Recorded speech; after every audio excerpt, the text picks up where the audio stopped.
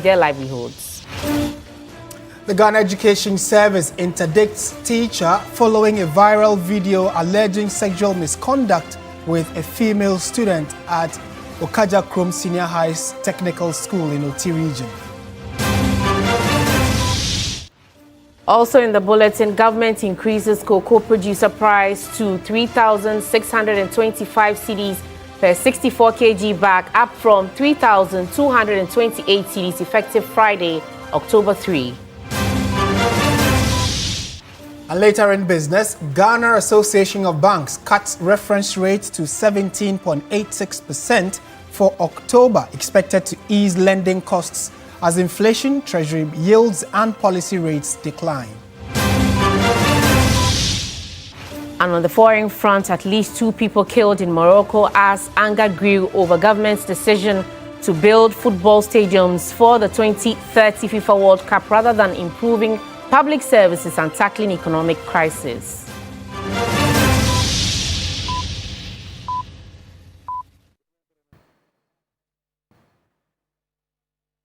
We are live and interactive on social media, especially Facebook, where we are streaming as well. So do let your comments on the many stories come in. We're starting off with education this evening on News 360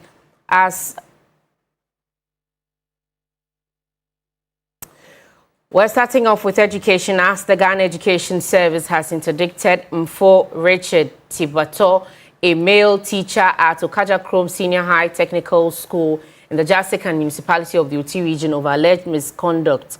In a statement, the GES noted that the interdiction follows notice of a disturbing video circulating on social media allegedly involving Mfo Richard in an act of sexual misconduct with a female student. According to GES, the conduct of the teacher is unacceptable, unethical, and a clear violation of the Professional Code of Conduct for Teachers.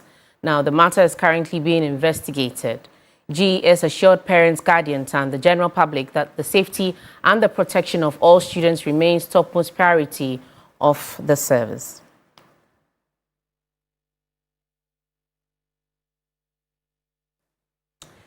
We're going on to the phone lines now. Let's bring in Daniel Fenyi. He is Head of Public Relations at the Ghana Education Service. Good evening, sir. Thank you for joining us on News 360. Good evening, and thank you for the opportunity. Now, when a student reports a teacher to the head for sexual misconduct, how is the investigation process like? All right, so indeed, our first reaction is that the teacher is a predator and then the student is a victim. That's our first disposition. And we take the matter extremely seriously because we believe that our parents bring the children or their wards to school, or they take them to school and hand them over to the teachers in trust that the teachers will teach, guide, mentor, help, and support them in all their academic and even their social life. So if the teachers turn around to prey on these young, vulnerable ones, we as Ghana Education Service do not condone, we do not entertain it in any shape or form at all. So that is our disposition. Now, our first reaction is to ensure that the teacher is interdicted or removed from the current office or portfolio that he occupies. And our belief is quite simple. Our belief is that if investigations begin and such a teacher or a staff is allowed to maintain his office, still have access to the school and classroom, the temptation is that they are able to alter documents, change statements, change figures, even influence some of the witnesses we may need and all that. So we first of all isolate the teacher from the school environment or from the office that he or she occupies. So that's the first reaction. Then investigations begin. But while at it, we also acknowledge, for example, in cases where videos are involved, videos have gone viral, the young ones have their faces and their identities all over the place and all that, we believe that if care is not taken, the students may begin to develop depression, may begin to develop emotional and psychological instabilities and all that. So we make sure we are in close touch with the guidance and counseling coordinator of the school or of the district to reach out to the learner and start some interventions or temporary interventions while the investigations continue. Right, but Mr. Fenyi, let me come in and ask that, are there any mechanisms that exist to monitor and evaluate the school's compliance with students' protection policies? Yes, we ensure that our teachers comply and go by all the tenets of their profession, especially with our code of conduct and all that. And so at the moment, what we do is that, especially at the basic level and even the senior high school level, we have the officer, we call them CISO officers, who go around to monitor. We also have the guidance and counseling coordinator of the district, who is also in charge of all the emotional, psychological, mental well-being of the learners. We also have the safe space initiative for the learners, where the peers, the students themselves, some of them have been trained by the Ghana Education Service to be able to understand, receive, and then send to higher authorities some of these reports, because we have observed that sometimes the students themselves are not able to report to the teachers for fear of victimization and some other factors. And so we have trained some of the students, the peers themselves, who are able to receive some of these complaints and are able to forward them to us. Yes.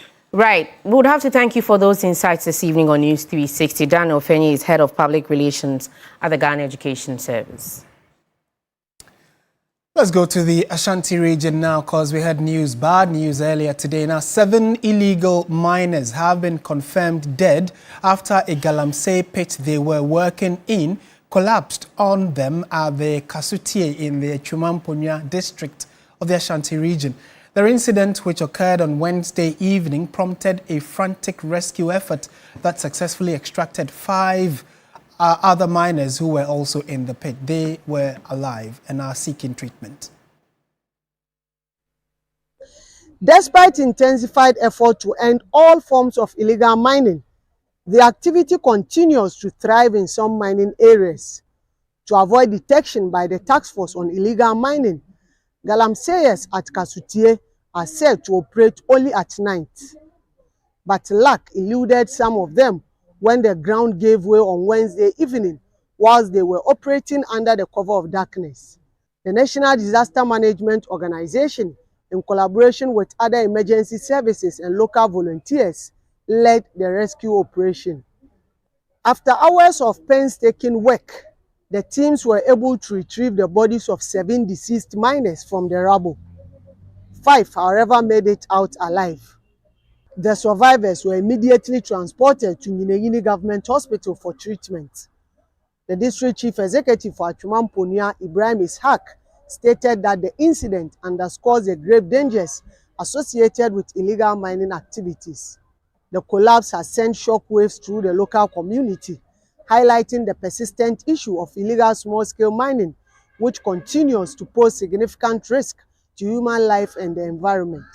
This latest incident, residents say, must serve as a wake-up call for a renewed crackdown on illegal miners in the area. Ibrahim Abubakar, TV3 News, Ashanti region. And our farmers at Ahweniase in the eastern region are calling for urgent action against illegal and responsible mining destroying their livelihoods. They are not only losing access to their farms, but the produce they manage to grow is becoming unsafe for the markets. From Chebi, we travel to Ahweniase in the Abuakwa South Municipality to meet Prince Frimpong, a smallholder farmer trying to keep his spice farm alive. Just beyond the boundary of his land, illegal mining is ongoing. He and other farmers risk their lives daily, navigating dangerous, dug-up paths, surrounding mining pits just to bring food home and to the market to sell. For the elderly, it is nearly impossible. Many have given up, unable to afford hard labor. You can just see right behind me the illegal activity that is going on over there. When it rains, all this water will just pass through my farm. When it happens like that, you see some of the plants dying. Okay, so because of this, we are also not getting clean water to work in our farms. So me particularly, say, I find it difficult to now even come here. I've been discouraged. Why? Because this farm last year, you can see I harvested it last year. That is why the leaves are now coming again. And this is hentia. This plant is helps at the same time spice. And I want to tell you that this one feed my family. But at the end of the day, looking at this illegal activity that is going on, my farm is being destroyed. Cassava grows nearby on reclaimed land, but they are growing fierce. Research shows the soil may contain harmful metals like lead, mercury, and cyanide from mining activities. A recent report by Pure Earth and the Environmental Protection Agency confirmed these fears, warning of toxic contamination in crops and water resources in mining communities. Getting people to buy. Not that they don't need it, they need it, but they are afraid. Because if there should be a research indicating that mining communities, there is a threat concerning our food security, then it means that people will not now become, even they'll be afraid to even buy something like contumely, something like abedu, and which they think it will affect them. In Chebi and surrounding areas, communities are struggling. If you do not have a borehole, you rely on rainwater. The Ghana Water Company shut its treatment plant 2 months ago. The Brim River, its source, is now too polluted to use. Meanwhile, the concerned citizens of the Etiwa landscape, led by Paul Esumeku, are demanding a state of emergency. We manage 52 communities across the Etiwa landscape, yes. And Etiwa is blessed with 3 major rivers. We have Densu, Ayensu, and Brim. Today, we can confidently say that Brim is gone, has been destroyed. Ayensu and Densu, as we say, Densu is supplying water for almost 5 million people in Accra today. And if Densu is gone, how many people are going to be affected? President John Mahama recently said his administration will not rush into declaring a state of emergency, as there are other state agencies whose mandate it is to act. He has scheduled a stakeholder meeting this Friday with CSOs and religious groups to address growing concerns. And with time running out, the Sustainable Development Goals 7, 12, 13, 14, and 15 call on government to conserve, restore, and protect the environment and halt biodiversity loss by the year 2030. And it's becoming increasingly concerning that the food we eat is being contaminated. So is also major cash crops like cocoa. So we really need to put our shoulders to the wheel to fight this canker. And like we indicated, the president will be meeting about 50 CSOs on the subject of illegal mining. I will definitely update you on how that meeting goes. And talking about issues about cash crops, government has announced a new price for cocoa, and it's an increase from the 3,228 Ghana cedis per 64 kilogram bag of cocoa to 3,625 per bag. The decision, which takes effect from Friday, the 3rd of October, was taken by the Producer Price Review Committee, chaired by the Minister for Finance, Dr. Kaisel Atto-Forson. Prior to the increment, government announced new prices on August 4, which pushed the producer price of the commodity to 51,666 cedis per ton, or 3,228 cedis 75 pesos per 64 kilograms of a bag. The increment reflected a 62.58% increase from the previous season's price. The new producer price, which takes effect from October 3, gives an additional 400 cedis per bag to the cocoa farmer for every purchase. On the basis of the changes that we have affected to the forecast, the government has taken a decision to increase the producer price of cocoa to 3,625 Ghana cedis per bag, or 58,000 Ghana cedis per ton. This simply means that per every bag purchase, the cocoa farmer is getting 400 Ghana cedis additional.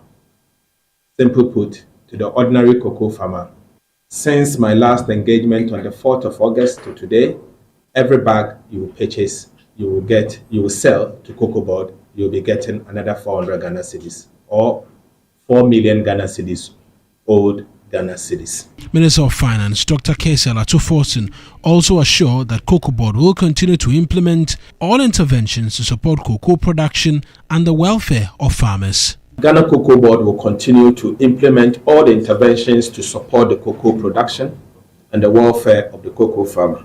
In particular, Cocoa Board will intensify the supply of free cocoa fertilizers, both liquid and granular, free insecticides, free spraying machines, and free fungicides, and free flower inducers to the cocoa farmer. In addition, Cocoa Board is on track to implement the new tertiary education scholarship scheme for children of cocoa farmers in the 2026-2027 academic year.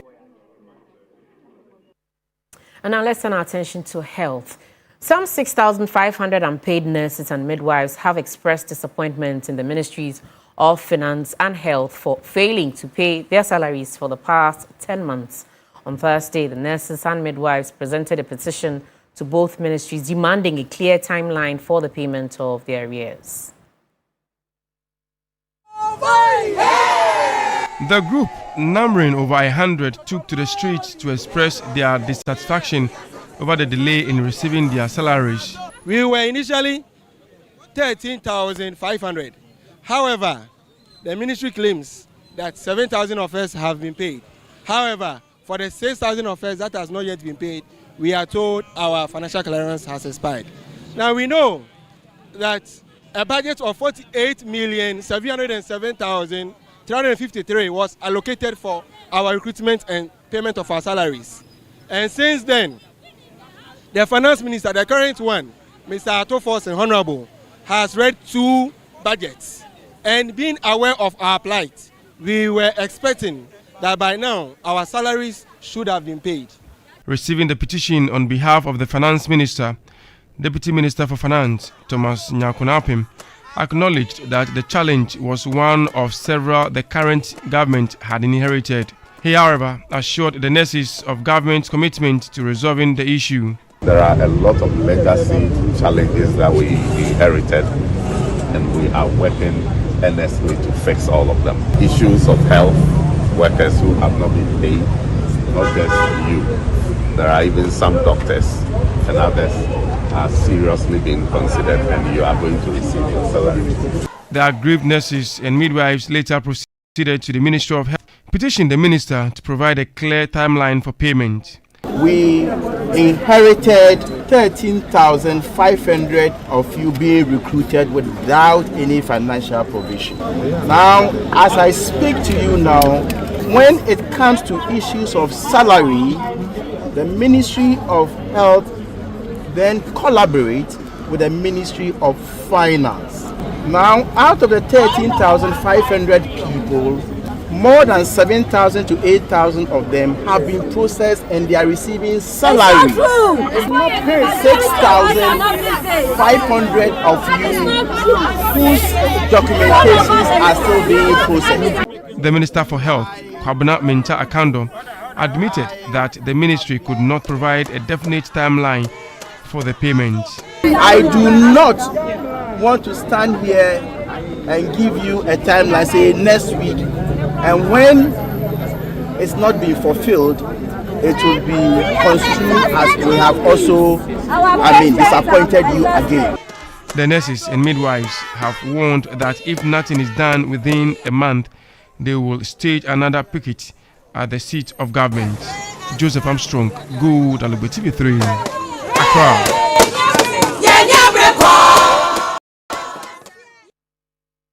On to some other stories now. President John Dramani Mahama has urged the newly sworn-in justices of the Court of Appeal to remain steadfast in their commitment to justice and resist the growing wave of public cynicism towards the judiciary. He entreated them to inspire confidence in Ghanaians by their judgment and restore hope in the justice system. Not merely a ceremony of oaths and robes, the president gave the new Court of Appeal judges the charge. True faith and allegiance. Criticisms of judgments is not the end of hope. It is the evidence of hope. It shows that Ghanaians still believe in the courts, that justice still matters, and that verdicts have meaning in their lives. What we must guard against is cynicism, the corrosive belief that the courts no longer serve the people, but only the powerful in society. To rebuild trust, our courts must demonstrate in word and deed that justice is not compromised by status, wealth, or political convenience. So to you, our new justices, I say, let your judgments not silence criticism, but inspire confidence in our people. 27 High Court judges elevated to the Court of Appeal with an additional private practitioner numbering 21. The president expressed optimism in the gender card attained with the current appointment. I'm quite proud of this batch of appeal court justices because, and the reason is that out of 20, we have 9 women. The affirmative action law says 30% of appointments. This one will be beating 30% by far. He administered 3 oaths for the office, secrecy and allegiance. The appointment of these judges in recent time has attracted criticism from a section of the public. Newly sworn in Court of Appeals judge and Domahini, Justice Daniel Fenyi, has described as unjust calls that the president has been packing the courts. For the first 13 years in my life, I moved 2 places as a High Court judge. For 15 years, I've been at one place. So to say somebody is packing the court, in fact, presently, until today, I was the High Court judge representing the High Court on the Judiciary Council. So if you look at the order, I was the second. To say somebody is packing, to me, I think we've been there even for too long. It's not a matter of, packing the court, but I believe that each one of them, about 21 of us, have his own competencies, has his own, the strength that they come up with. In more news this evening, training for the first cohort of 10,000 young entrepreneurs of government's flagship program, Ejumera, has started as a period of 1 month, 1 week. The Vice President, Professor Nana Jane Opoku-Agyeman, at the onboarding and orientation ceremony in Accra, said that the nation is determined to invest in people, with young persons being the main resource. The Ejumera program is a government initiative aimed at empowering 10,000 young entrepreneurs annually. People between the ages of 18 and 35 under the program will receive advice, mentorship and support to develop and sustain startups, as well as capital to grow their businesses. The program's onboarding and orientation ceremony for beneficiaries held at the University of Ghana marked a significant milestone in the country's journey towards inclusive economic development. Vice President Professor Nana Jane Opoku-Agyeman said the program is an intentional one to invest in people, particularly the youth. We are making a statement that the nation is determined to invest in our young people. And the young people remain our greatest resource. This opportunity is only the beginning. What will make the difference is your commitment, your focus, your discipline, your honesty, and flexibility. There will be challenges and setbacks. No business, no matter how successful, is free from these. What will set you apart is how you rise above them and continue to innovate regardless. Chief Executive of the National Entrepreneurship and Innovation Program, Eric Ejay, said helping the youth create is key for development. Today, NEIP is here to go with the onboarding process of a Jumeirah, of which His Excellency John Dramani Mahama promised the nation. To facilitate training and capacity building, NEIP has partnered with 120 hubs, training partners distributed strategically across the country. Minister for Youth and Empowerment, George Opari-Addo, said they are working at making the Ejumara a national program. He launched a training manual that will guide the trainers and trainees. Minister of Food and Agriculture, Eric Opoku, asked the beneficiaries to embrace the program with seriousness and commitment. Some of the beneficiaries are hopeful of creating ideas and expanding their businesses. We want to hit the global market. They said they are going to be taking us through a skill training. They are going to be teaching us anything digital, so I'm in for it. We are looking for opportunity to also expand. So having have the opportunity to be part of this, I'm looking for one, to benefit from the training that will be happening, and also looking for more funding opportunities there is. Resign voluntarily or we will mount pressure on the government to remove you. This is the call of the minority in Parliament on the Communications Minister Samuel Nartey George, accusing him of inconsistency in the ongoing standoff with MultiChoice over DSTV subscription charges. Addressing the media, Member of Parliament for Ibrim and the Deputy Ranking on Parliament's Communications Committee, Charles Oredu, questioned the U-turn in the minister's stance on the matter. Grace Hamwa-Jiman has more in the following report. Since August 2025, the Minister for Communication, Digital Technology and Innovations, Sam George, has been advocating for a 30% reduction in DSTV fees. He argued that the significant price disparity between the premium bouquet, which costs $83 in Ghana, compared to just $29 in Nigeria, was a short change for Ghanaian subscribers.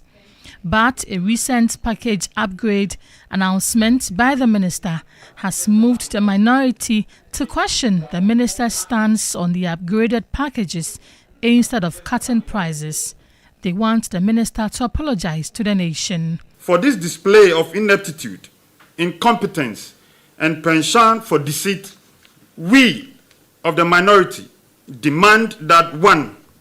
The minister render an unqualified apology to Ghanaians for the waste of the nation's time and resources on this venture. We call on him to account for the fines levied on DSTV. We deem him unfit to continue as the minister for this strategic ministry of communication, digital technology, and innovation, and therefore call on him to resign or for His Excellency the President to fire him. The side is recommending to government to create a favorable environment for private businesses to thrive and for customer benefit. What you need to do is not forcing them to reduce, because DSTV has also come out to tell you that cumulatively they pay taxes close to 28%. They pay VAT 15%. They pay Get Fund 2.5%. They pay NHIS 2.5%. They pay CST, Communication Service Tax, 5%. Then they also pay 3% on the decoders they import. So, 28%. In the case of Nigeria, it's only 7.5%. Well, on to some other stories now. Ghana's trusted culinary partner, Maggi, has climaxed its double chop promotion with an electrifying grand finale that rewarded thousands of loyal consumers. The event also celebrated Ghana's rich culinary diversity while strengthening the brand's bond with households nationwide. The three-month campaign, which ran from May 1 to August 31, 2025, invited consumers to purchase the special edition Maggi shrimp or the Dartey packs, opened for a code and dial *3813# to enter the draw. The response was overwhelming, with over 150,000 entries received nationwide. More than 3,500 participants walked away with rewards from the mini draws, while the grand draw produced 30 ultimate winners whose lives were transformed with major prizes. These included 3 70-inch TVs, 3 double-door fridges, 3 side-by-side fridges, 5 gas cookers with ovens, 5 microwaves and 5 washing machines. In addition, cash prizes of 3,000, 5,000 and 10,000 Ghana cedis were presented to 10 lucky winners. Corporate Communications and Public Affairs Manager for Nestle Ghana, Deborah Kwabla, shared a little about Nestle. We are here behind our brand Maggi, and Maggi is also one of the favorite Nestle brands that we all have in our homes and in our kitchens, and it brings Ghanaian food to life. Category Manager Culinary and Nestle Professionals Mark Otremensa mentioned the reason behind the promo. It's important that for all consumers and customers who have been loyal to the brand, we continue to give back to them. That is what all this promotion is about. A trader and one of the winners, Elizabeth, expressed her joy for the win. I felt very happy. I've won. Still watching News 360, Aisha. This is News 360. We have some business news coming up next. Stay with us.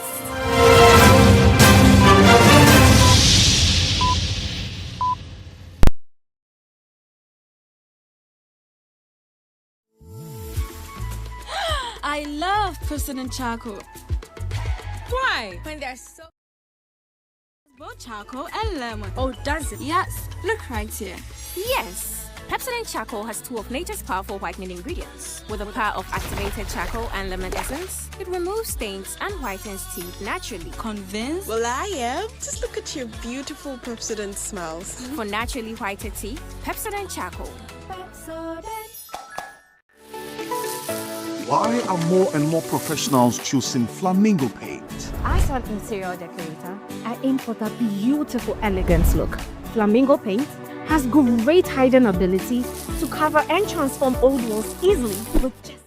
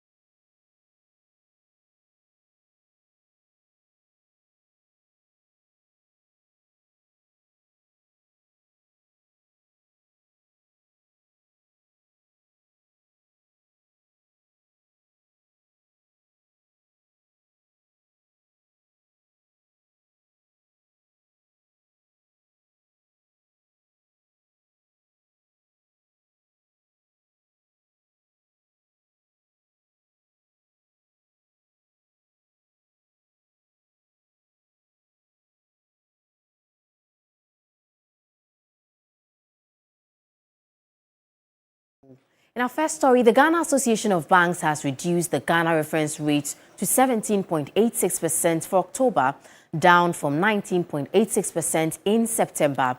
The 2 percentage points decline follows a steady downward trend since the beginning of the year, when the benchmark stood close to 30%. Industry watchers say the cut reflects falling inflation, treasury bill yields, and a significant reduction in the Bank of Ghana's policy rate, which has dropped by more than 600 basis points. At the start of the year, the Ghana reference rate stood at 29.72%, rising slightly in February before steadily declining over the past 6 months. The October cut to 17.86% marks the lowest level since its introduction in 2017. The move is already influencing borrowing conditions. According to the Bank of Ghana, average lending rates have eased from 26.6% to 24.2%. Yields on government securities are also trending down, with the 91-day Treasury bill rate falling from 13.4% at the end of July to 10.3% in August. For businesses and individuals, this could translate into lower loan repayment costs, especially for those on variable rate facilities. Commercial banks are also expected to adjust their new loan pricing in line with the reference rate. The Ghana reference rate was introduced in 2017 to enhance transparency in loan pricing and remains a critical benchmark for shaping credit conditions in the banking sector. And our government has reaffirmed its commitment to creating the right policy environment for cashew and oil palm to thrive as major contributors to Ghana's industrial growth and foreign exchange earnings. The assurance was given at the Maiden Cashew and Oil Palm Policy Dialogue in Accra, organized by the Tree Crops Development Authority in partnership with NIRAS under the Ghana Private Sector Competitiveness Program. According to the Ministry of Food and Agriculture, tree crops must play a greater role in driving economic transformation. Speaking on behalf of the sector minister, Chief Director Paul Siama said government is committed to providing the right policy environment so that cashew and oil palm, alongside other tree crops, can significantly contribute to Ghana's industrial growth and foreign exchange earnings. We're strengthening partnership between research institutions and industry to ensure access to improved planting material and other innovations in the two commodities. Development partners also pledged their support for Ghana's cashew and oil palm agenda. Magdalena Wust is Deputy Head of Cooperation at the Swiss Embassy in Ghana. We heard about a lot of expertise stemming from other countries. This expertise is the common lessons learned from all these experiences are clear. Reforms succeed when there is a coordinated, intergovernmental approach, empowered institutions, and an active private sector, academia. In an interview, Chief Executive of the Tree Crops Development Authority, Dr. Andy Osei Okra, says measures are underway to improve the sector's market offering through the establishment and implementation of a fund program. We incentivize processes. Journey is the value addition, the industrialization. So they put it there. And as I indicated, this fund is not far-fetched. We are going to introduce, God willing, by the end of the year, we'll launch it. And we'll see how best it will continue to help us. The dialogue, held under the theme, Building an Enabling Policy Environment for Developing a Competitive Oil Palm and Cashew Sector, is expected to shape reforms that will enhance value addition, create jobs, and position Ghana as a global player in tree crop exports. Away from that, Ghana has welcomed a new addition to its hospitality industry as Pelican Hotel officially opened its doors in a grand ceremony. The event brought together business leaders, travel industry players, and members of the community to witness the unveiling of what management describes as a modern luxury destination with a local touch. Pelican Hotel, located at Cantonment, boasts of key features like state-of-the-art conference rooms, world-class restaurants, luxury suites, and wellness facilities promising to redefine hospitality standards in the region. Industry experts at the opening noted that the launch of Pelican Hotel comes at a time when Ghana's hospitality and tourism industry is positioning itself as a hub for both business and leisure travelers. The event climaxed with live performances, a tour of the facility, and a symbolic ribbon-cutting ceremony signaling the official entry of Pelican Hotel into the market. General Manager of Pelican Hotel, Philip Hitti, said the hotel is more than just a place to stay. It is designed to create memorable experiences for both local and international guests. We are working with a Ghanaian touch. So in our culinary experience, our restaurants are serving Ghanaian, African, international, Mediterranean. Our customers coming from Ghana, they will be coming home. Partner and Executive Director at Left Hospitality is Neil George. Jeff Draco reached out to us because they were interested in attracting world-class hospitality management skills to run this hotel. And so we are very privileged to be here today. And it's the same as what we do in 23 countries across Africa, in 35 cities with 50 hotels. Def Draco Hospitality Manager Hussein Salameh emphasized on upgrading customer service. 2 weeks ago, the Mr. President Mahama, he spoke about the customer service in Ghana, that we need to upgrade it. Our aim is to upgrade the customer service, to keep upgrading the customer service, and to let Ghana be the best destination in West Africa when it comes to hospitality service. Director of the Diaspora Affairs Office at the Office of the President, Kofi Otredako, highlighted how the hotel is affecting the economy of Ghana. There are quite a number of Ghanaians that have been employed here, and knowing Def Draco, they are very intentional about hiring Ghanaians. So, reducing employment in the hospitality space, and I know bigger things are going to come from the Pelican. Time now to take a look at what's happening on the Forex and commodities market.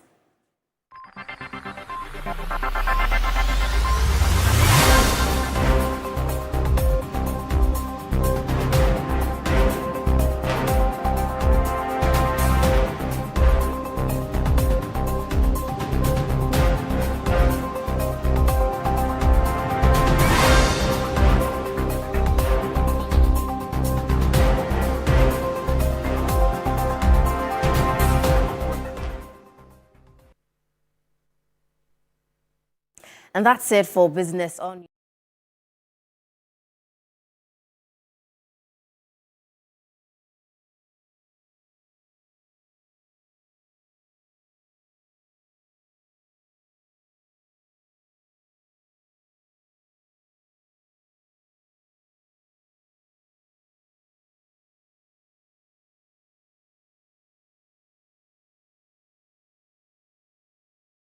Sure, you have a responsive support system.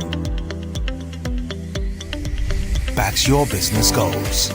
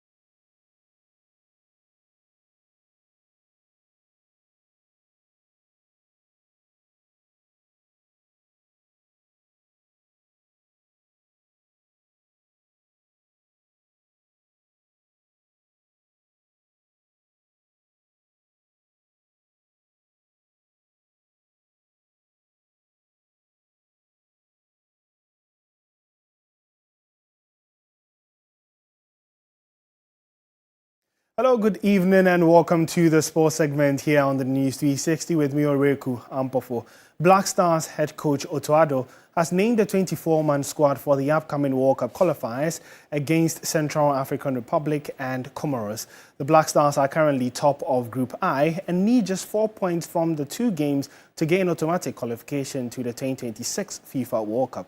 My colleague Billy Shen has more in the following report. Otoado has released his 24-man squad for the 2026 World Cup qualifiers against the Comoros and Central African Republic. Now, the returnees include Abdul Fattah Isahaku and Aseidu Dartey, who have both returned from long-term ACL injuries. There's also Ebenezer Annan, who plies his trade at Saint Etienne and hadn't been called for a while but returns into the squad. 2 local-based players, the one being Benjamin Asari, of course, in goal, and also Prince Owusu, who plies his trade at Mediama FC. Now, the new addition to the squad totally from Europe is Kojo Prepra, who happens to play for OGC Nice. He happens to be in the top 10 for most tackles won in League R this season. And there are 6 ultimately players who were called for match days 7 and 8, who are missing match days 9 and 10. Starting from Tariq Lamptey, who is out with a long-term injury. There's Derek Cohn, who of course had issues with regards to approval from FIFA in the last call-up. There's also Abdul Salih Samed, who is missing out. There's Jerry Efriye missing out. There's Ibrahim Suleimana missing out, and there's also Ibrahim Osman missing out. Ghana will be playing against the Central African Republic on the 8th and against Comoros on the 12th of October. So Ghana will be playing against the Central African Republic in Morocco on the 8th of October, and 4 days later will be hosting Comoros in the final game at the Accra Sports Stadium, and they need at least 4 points to secure qualification to the 2026 World Cup. Well, let's do some more here, because with Ghana's World Cup hosts resting on their upcoming fixtures, Black Star defender Aseidu Dartey believes that securing qualification to the Mundial would provide the perfect response for their recent disappointment as they failed to qualify for the 2024 Africa Cup of Nations. Yeah, I think that's the best way to appeal to the Ghanaians, because as you know, the World Cup, as you know what's going on in Ghana. So yeah, I think it's the best way to appeal for Ghanaians, and it's very, very important for Ghana to qualify, because a big nation, we have to always qualify for World Cup every year, because we are having this talent, we are having very good players. So yeah, I think it's the best way to appeal to the Ghanaians, because we're not qualifying to the AFCON, or they were very, very disappointed in us, and yeah. Not only the Ghanaians, even the other countries, like our teammates, when we talk with them and we tell them we are not qualified, yeah, they are disappointed, because we have a lot of qualities. We have a very, very good team, and yeah, you have to qualify for this World Cup. Well, away from football, where Ghana is set to welcome the prestigious King's Baton Relay on October 3, 2025, as part of preparations for the 2026 Commonwealth Games in Glasgow, Scotland. The King's Baton Relay is a symbolic event that promotes unity, friendly competition, and environmental sustainability across the 74 Commonwealth nations and territories. Ghana Olympic Committee President Richard Apokavi details what to expect on Friday. Very traditional thing, as you said, is just to usher in the Commonwealth Games, and we are preparing. Originally, it was supposed to have been held the weekend when we had the tragic accident, so now it's been rescheduled. So it's going to be not a very big thing, just a small thing. We are prepared to start tomorrow. If it's from tomorrow the 8th to the 3rd to the 8th of October. So tomorrow we have the start at the presidency. That will start the relay. They will do some parts of Accra, and then we'll end at the AMA head office, the Kimbu there. Then Saturday, a bit of traditional. We'll go Ayimensa to Ebri, and then we'll go to Ebri Girls, Adontin Senior High School, and then we'll go to the Ebri, Paramount Chief of Ebri, and then we'll go to Dawinya High, Somanya. They're having their Safotu film, I believe, and we want to just, it's part of the traditional thing we are trying to do too there. Well, that's all for sports here on News 360. My name is Ore Kwampofo, and up next on the bulletin is entertainment with Noella Donko. News segment is brought to you by GTP Lifestyle and Napa Foods, Heaven Black Insecticide Spray and Coil, powered by 3 Entertainment.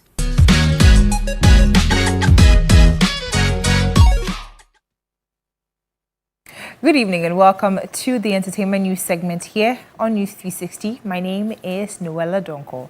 Now, the Minister of Foreign Affairs, Samuel Okudzeto-Ablakwa, has clarified that the decision to award diplomatic passports to 5 distinguished figures in Ghana's creative industry was made purely on merit following consultations with the Ministry of Tourism.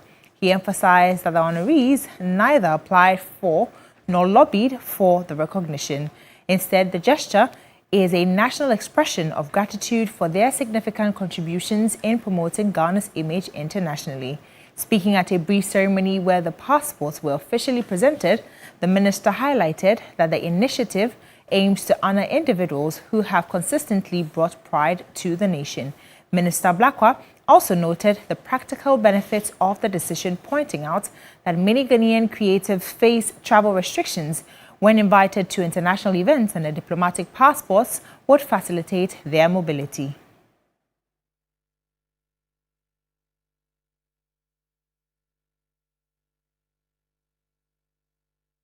And now to some more stories. Music mogul Sean Diddy Combs is scheduled to be sentenced this Friday, October 3, following his conviction earlier this year on prostitution-related charges. Combs, 55, was arrested in New York in September 2023 and has already served just over a year in custody. In a high-profile trial that concluded in early 2025, he was found guilty of 2 counts of transportation for the purpose of prostitution, though he was acquitted of more serious charges, including sex trafficking and racketeering conspiracy.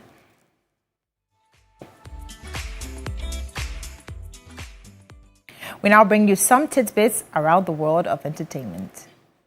Decides what truly matters in a story. If the black faces in these Renaissance. Ghanaian-Italian filmmaker Fred Kujo Kuonu is gaining global recognition with his documentary We Were Here, the untold story of black Africans in Renaissance Europe.